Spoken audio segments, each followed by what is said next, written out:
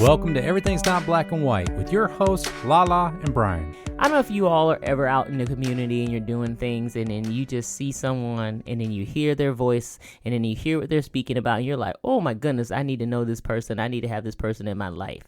That is our guest today. I had the pleasure of meeting Ella Williams, I think, at some social event we were at. I don't even know, because I feel like we've known each other forever. It may not even been forever, but it feels like it's been forever. But Ella is this person who has a aesthetic, as my youngest would say. When you see Ella, honey, you see class, you see all kinds of divine nature. You see this woman who is about it, as they say. So it is our honor and pleasure to welcome to the EMBW podcast today, Miss Ella Williams. Welcome. What's going on, Ella? Thank you so much, Lala. I appreciate that introduction. Listen, I speak truth, girl. Listen, when people say, do y'all know Ella? They say Ella. And then I start describing you. They were like, oh, yes. Oh, honey, I know her. Yes, I know her. The energy is reciprocal because people just, I feel the same way when I'm like, do you know Lala? And people are like, Lala. And I'm like, edutainment? Like, and they're like, what? And they're like, yes. I get it. Well, that is an honor to have that mutual reciprocity of the love. We have the Mutual Admiration Club, but we are so happy to have you here with us today.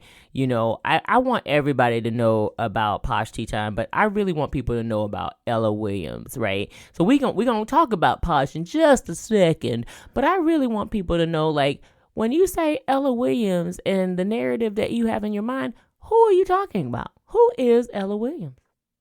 Oh my gosh. I feel like that's such a hard question, right? Because I feel for myself, I think I'm always transformation is a huge part of my life.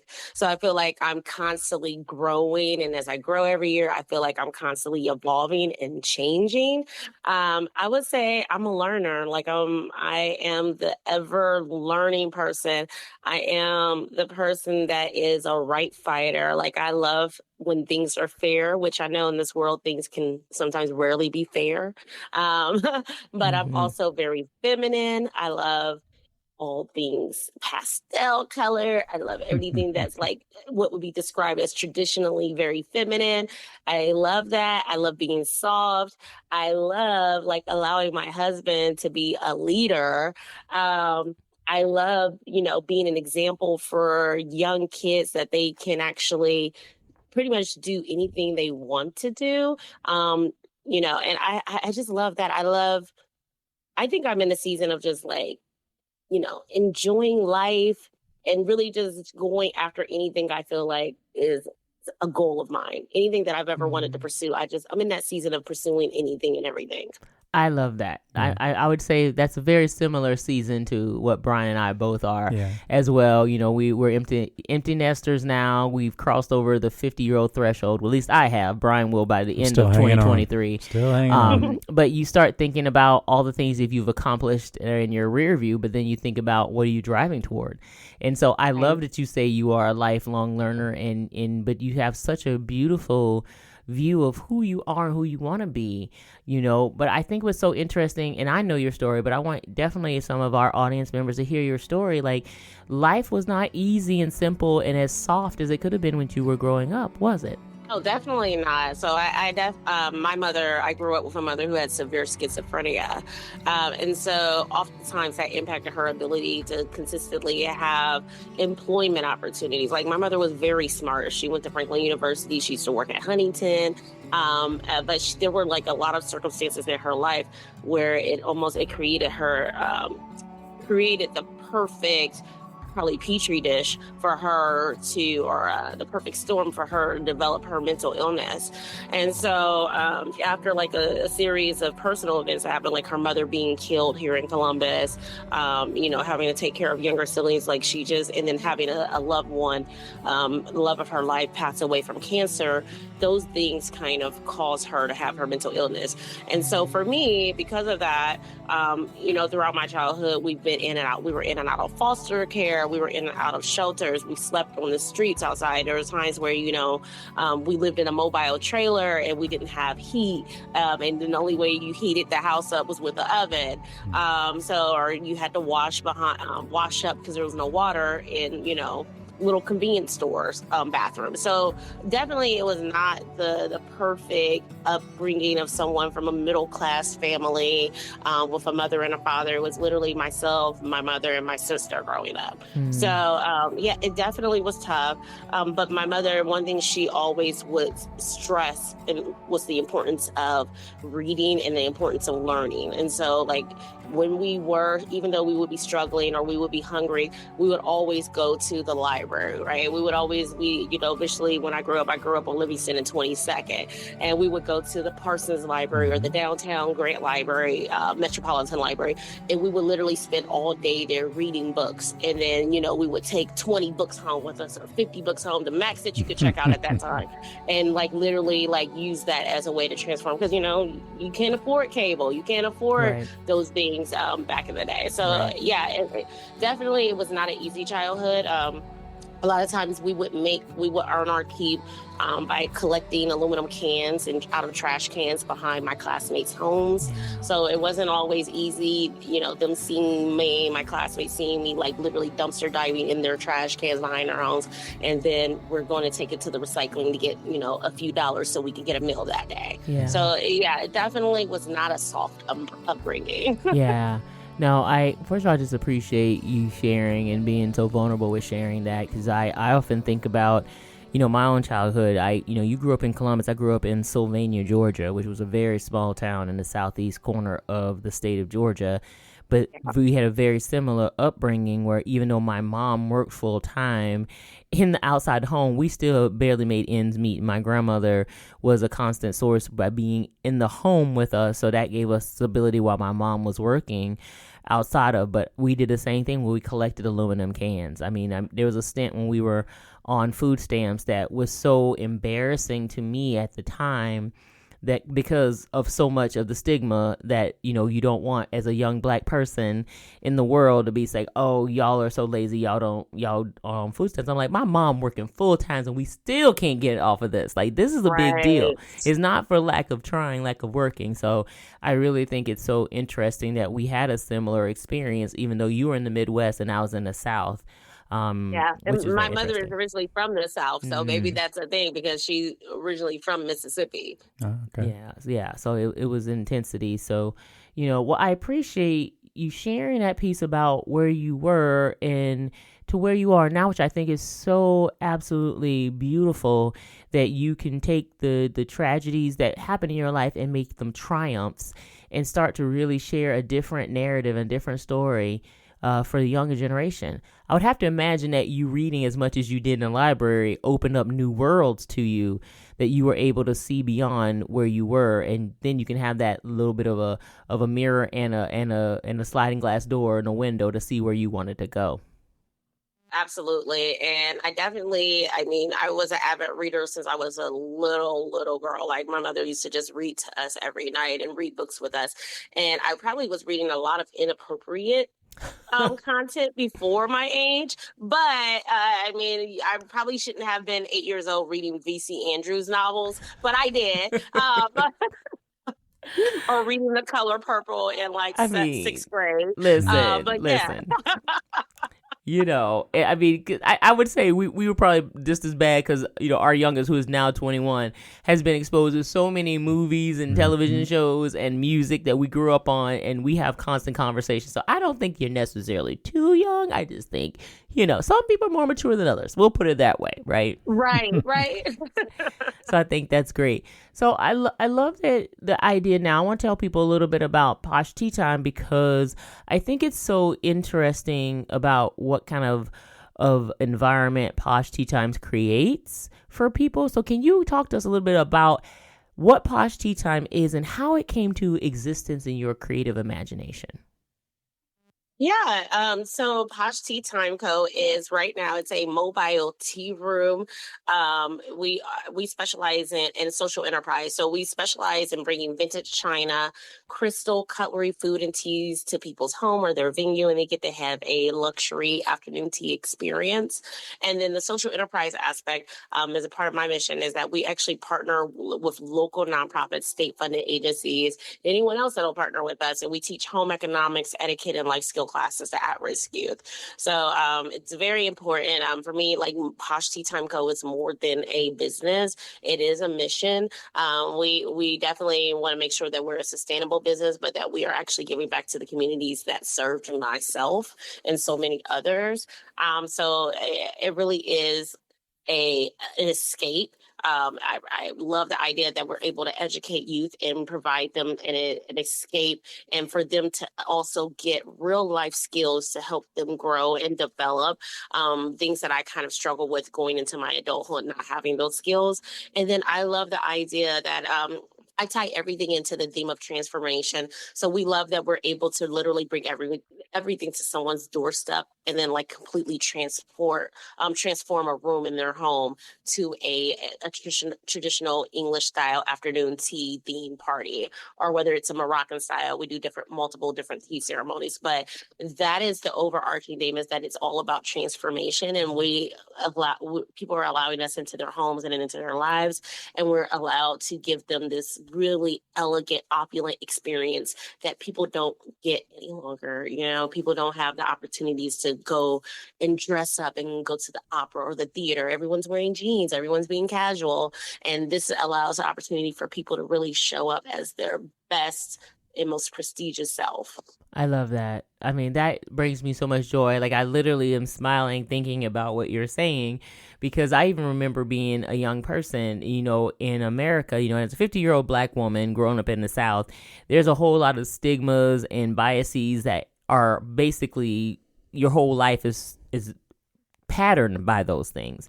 And I remember when my mom started living in the Pacific Northwest, and we got exposed to so many new cultures and experiences. Like, we went to the World's Fair in Vancouver, British Columbia in the late 80s, something I never thought a little Black girl from Sylvania, Georgia would be able to experience. Mm-hmm. And it opened my mind to so many different cultures. And like right now, we love to travel and we love to be immersed in the cultures where people, are either just being their best lives and something we would never have known about unless we traveled.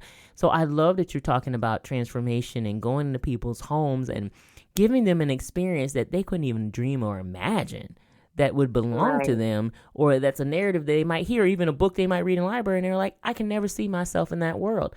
You're bringing that world to them. That's pretty amazing. Yes.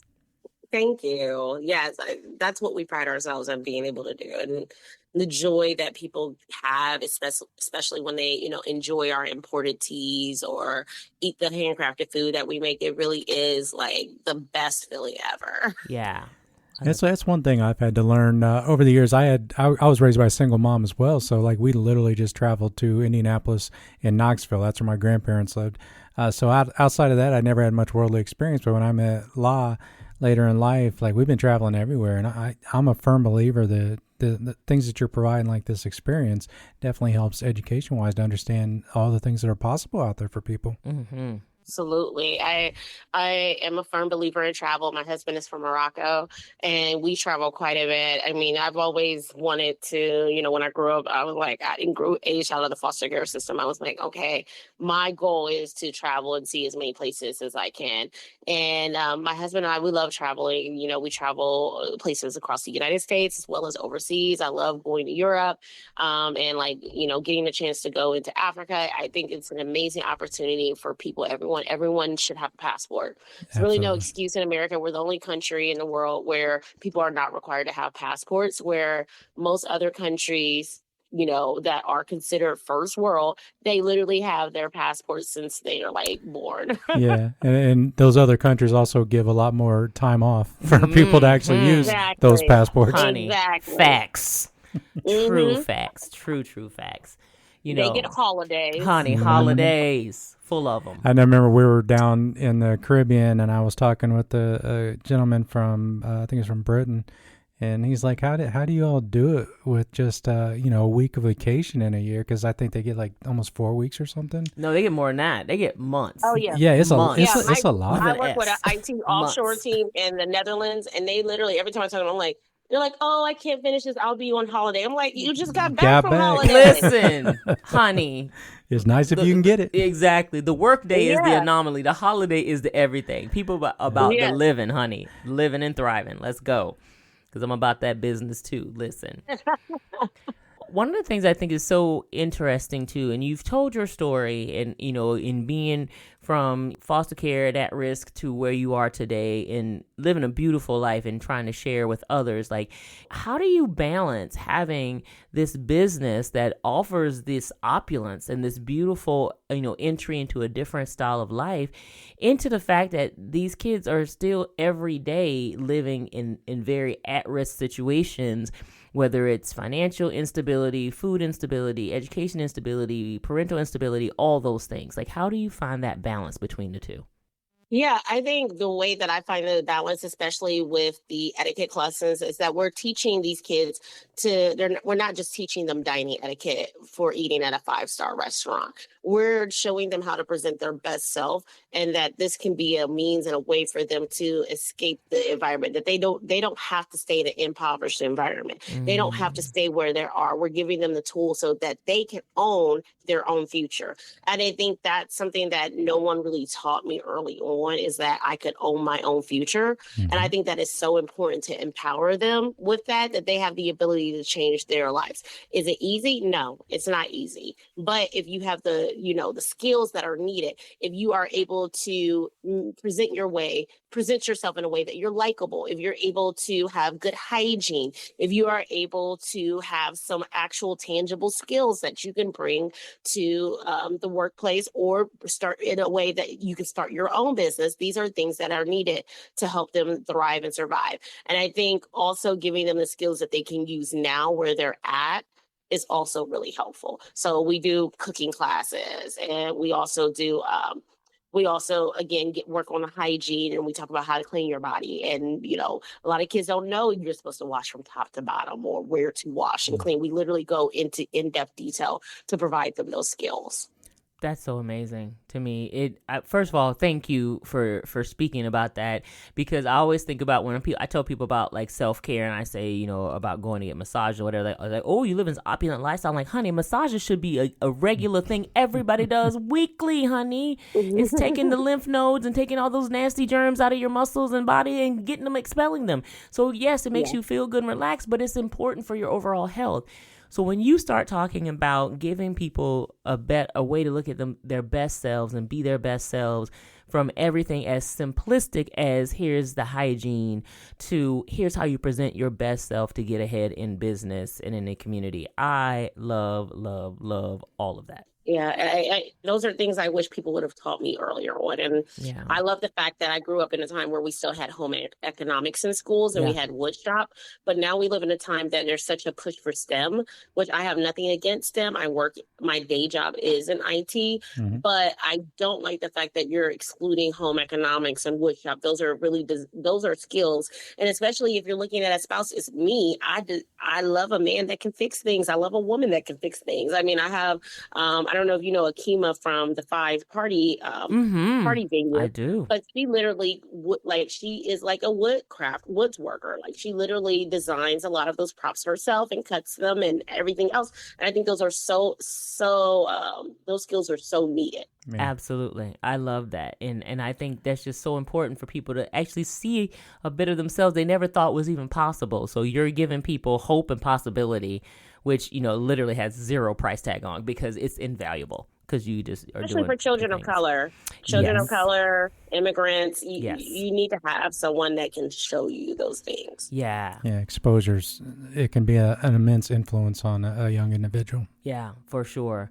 So I know you've been doing Posh for a bit of time now, and I can only imagine the kind of stories, the affirmations and life affirmation stories you're hearing.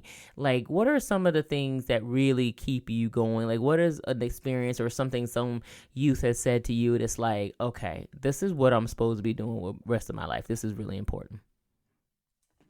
Yeah, I think for me, anytime I do a tea party, like I just did a tea party for about 100 people over this past week.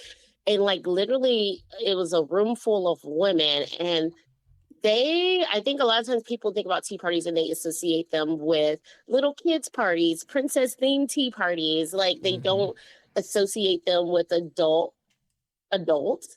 And so these women were all in the room and like literally coming up to me and saying, this really made my week.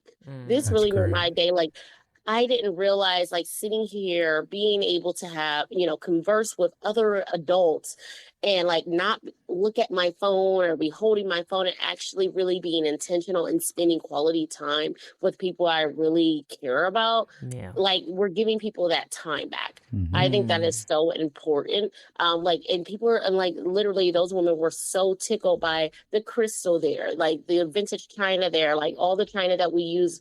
Most of the china settings we use is actually vintage. So literally, there's a story behind that this vintage piece of china was sitting in someone's cabinet.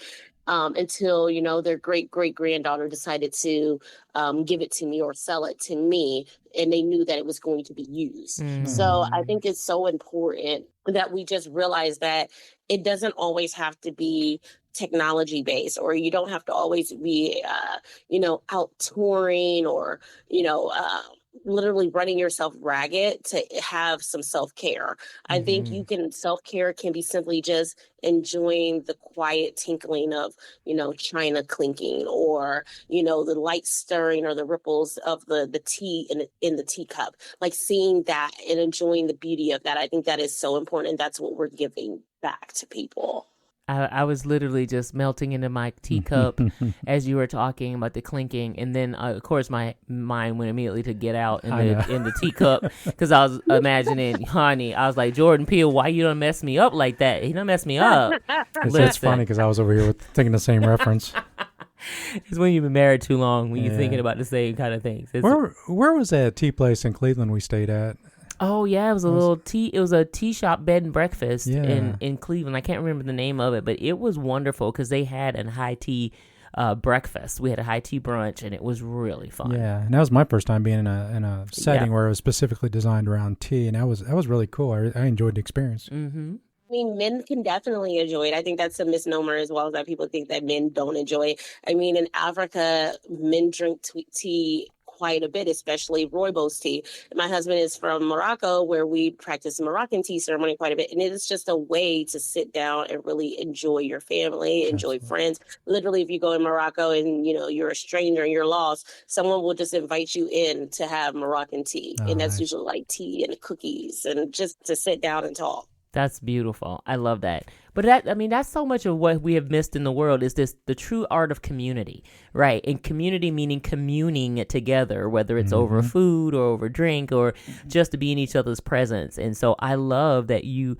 in my opinion, I think you're connecting past, present, and future with all the aspects of Posh Tea Time and what you're doing. Everything from the vintage china that was where it was before, to bringing people into the present for who they are and just enjoying the company of others, and then the future by looking at our at-risk youth and giving them a different viewpoint of life. I mean, how beautiful of a story do you get to tell every day? That's wonderful, Ella. Thank you.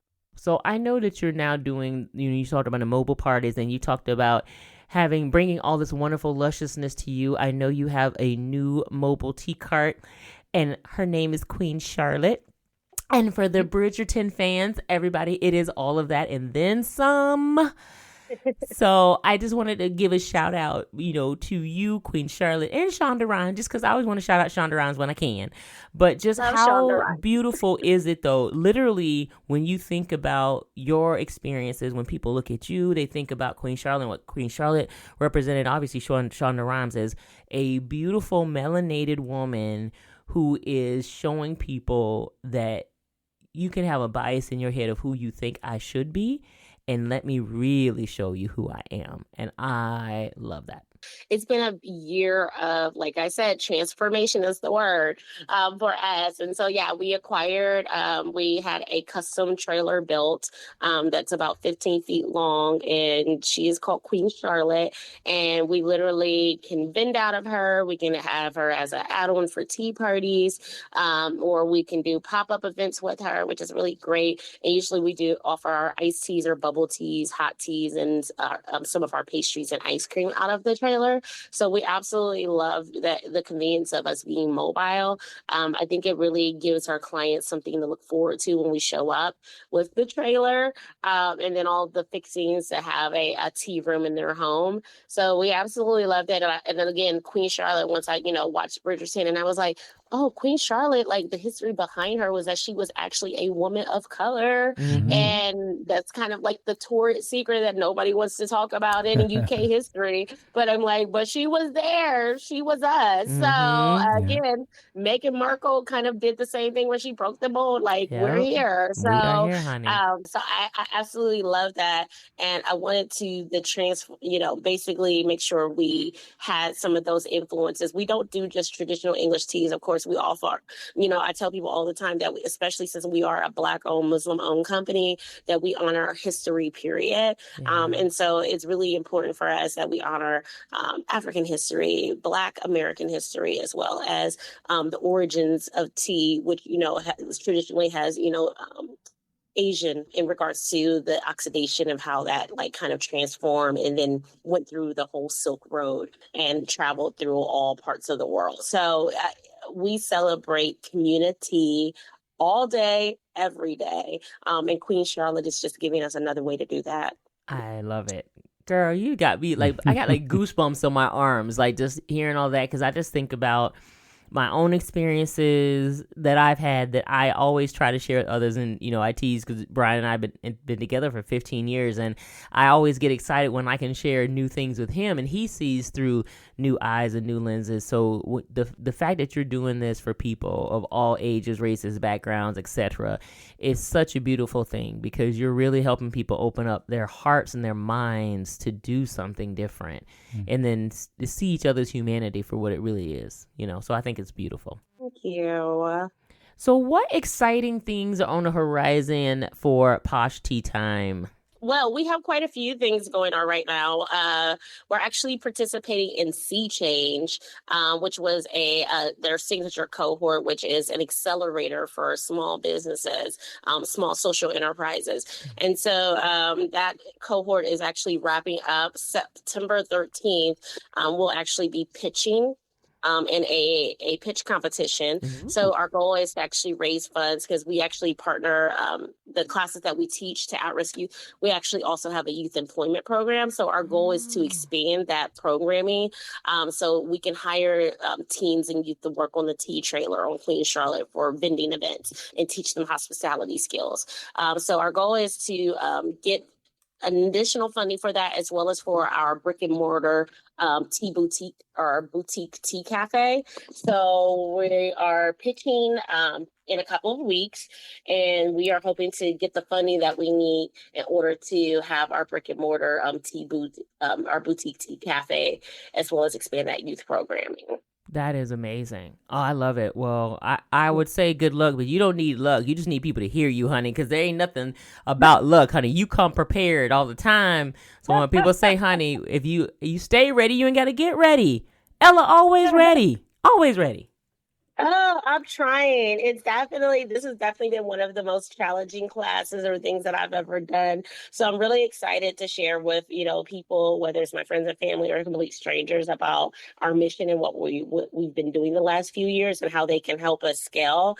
And then we've been looking at different locations. So we're hoping to have the boutique tea cafe physical location opening in 2024, because we get calls at least twice a day, every day, people asking where we're physically at. And so it just makes sense for us to actually have a physical location. Yeah, I love that. Well, anything we can continue to do to support you, we absolutely will, because I just believe in you so much and think you're really changing the world in a beautiful way. So Thank you for being here and sharing a bit of your story. So for those folks who want to support you and continue to follow you and see what you're doing, how can people get in touch with you? Yes, people can actually get in touch. We're always active on social media.